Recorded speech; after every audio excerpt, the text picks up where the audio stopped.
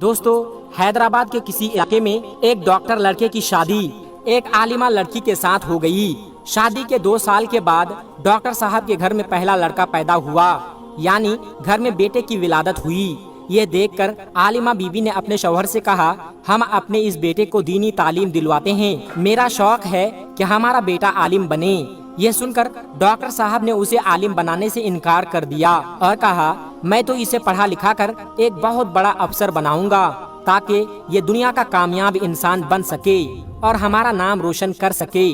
Doctor साहब की बीवी आलिमा थी, दीनदार थी, इसलिए उसका शौक था कि उसका बेटा आलिम, हाफिज या कारी बने, लेकिन डॉक्टर साहब नहीं माने। फिर उसके बाद 2 साल का वक्त गुजर गया। डॉक्टर साहब के घर दूसरा बेटा पैदा हुआ और इस बार बीवी ने फिर से अर्ज की कि वो अपने बेटे को आलिम बनाएगी, लेकिन इस बार भी डॉक्टर साहब नहीं माने और वो कहने लगे कि वो अपने बेटे को बहुत अच्छे स्कूल में पढ़ाएंगे। दोस्तों, उसके बाद में 2 साल का वक्त गुजरा। उनके यहाँ तीसरा बेटा पैदा हुआ। बीवी ने इस बार भी बहुत जिद की और कहने लगी कि अपनी आखिरत के लिए कुछ तो सामान इकट्ठा कर लो, अपने बेटे को दीनी तालीम दिलवा दो, लेकिन डॉक्टर साहब इस बार भी नहीं माने। दोस्तों, जब डॉक्टर साहब के घर चौथा बेटा पैदा हुआ और इस बार बीवी ने जोरदार जिद पकड़ ली, तो इस बार डॉक्टर साहब को बीवी की बात माननी पड़ी और उसके बेटे के बड़ा होते ही उसे एक अच्छे मदरसे में दाखिल करवा दिया। वक्त गुजरता गया और डॉक्टर साहब के पहले 3 बेटे दुनिया की पढ़ाई करने के बाद आला सरकारी अफसर बन गए और उनका चौथा बेटा दीनी तालीम हासिल करके हाफिज, कारी और आलिम बन गया। एक दिन डॉक्टर साहब अपनी बीवी के साथ घर में अकेले बैठे थे। उस वक्त डॉक्टर साहब ने अपनी बीवी से कहा कि तुम्हारे तीनों बड़े बेटों की सरकारी नौकरी लग गई है और वो अच्छा खासा पैसा भी कमा रहा है और तुम्हारा छोटा बेटा मौलवी बन गया है। अब वो जहाँ भी जाएगा तो उसके पूरे महीने की तनख्वाह तुम्हारे बड़ों बेटों के 1 हफ्ते की तनख्वाह के बराबर भी नहीं होगी।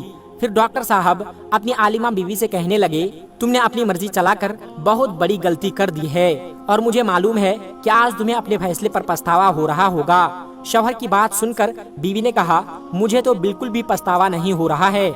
आप सोच रहे होंगे कि मेरा फैसला गलत है, जबकि मैं सोच रही हूँ कि आपका फैसला गलत है। हम दोनों में से कोई एक तो जरूर गलत है। मैं मरने से पहले इस बात को आपके सामने लाना चाहती हूँ कि हम दोनों में से कौन सही है और कौन गलत है। फिर बीवी कहने लगी, चलो आज मैं आपको दिखा देती हूँ कि हम में से किसका फैसला गलत था और किसका सही।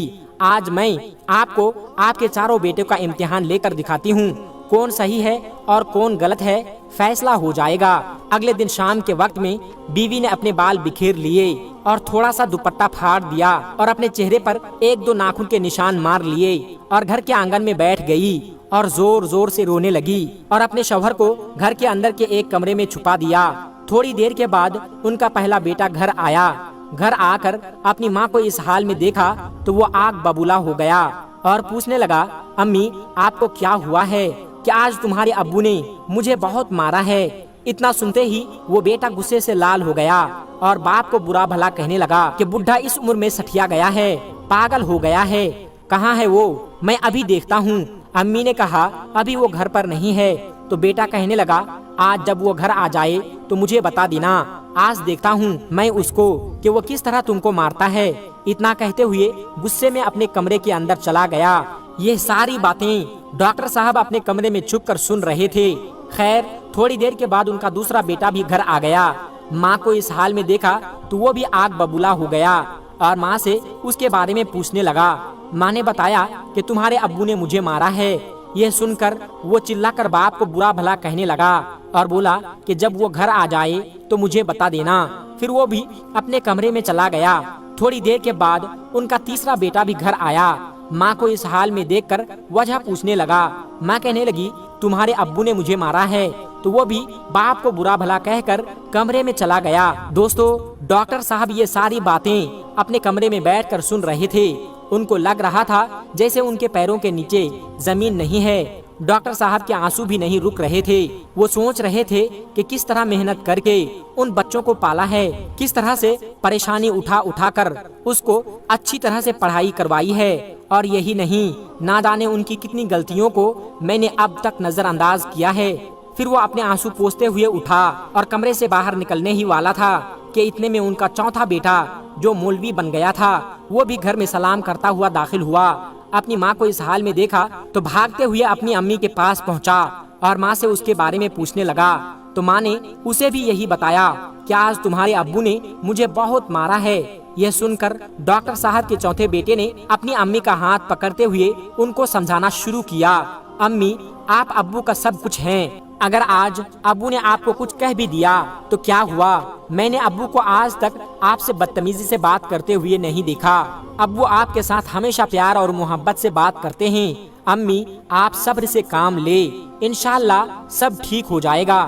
پھر وہ بیٹا کہنے لگا امی یاد رکھو جس انسان نے تمہیں اتنی ساری خوشیاں دی ہے اگر آج وہ تھوڑا سختی سے پیش آ بھی گیا تو کیا ہوا، وہ تمہارے شوہر ہیں، ہو سکتا ہے کہ آج کسی بات پر وہ ناراض ہوں، ان کو کسی بات کی پریشانی ہو یا پھر آپ سے کوئی غلطی ہو گئی ہو، امی ذرا سوچو ابو آپ کا کتنا خیال رکھتے ہیں، آپ کو یاد ہے آج سے 3 سال پہلے جب میں مدرسے میں تھا اس وقت آپ کتنی سخت بیمار ہو گئی تھی، اس وقت کس طرح سے ابو نے آپ کا خیال رکھا تھا، کتنے دنوں تک آپ کو کھانا بھی بنا کر کھلایا تھا، اور یہی نہیں بلکہ آپ کو کپڑے دھو کر بھی دیے تھے۔ دوستو اپنے چوتھے بیٹے کی ان باتوں کو سن کر اب تو امی بھی اپنے آنسو نہیں روک پا رہی تھی اور پھر اسے گلے لگا کر رونے لگی۔ ڈاکٹر صاحب بھی آنکھوں میں آنسو لے کر کمرے سے باہر نکلے اور ان کے سامنے آ کر کھڑے ہو گئے اور عالمہ بیوی نے اپنے شوہر سے کہا اب آپ ہی بتائیے کہ میرا فیصلہ غلط تھا یا آپ کا۔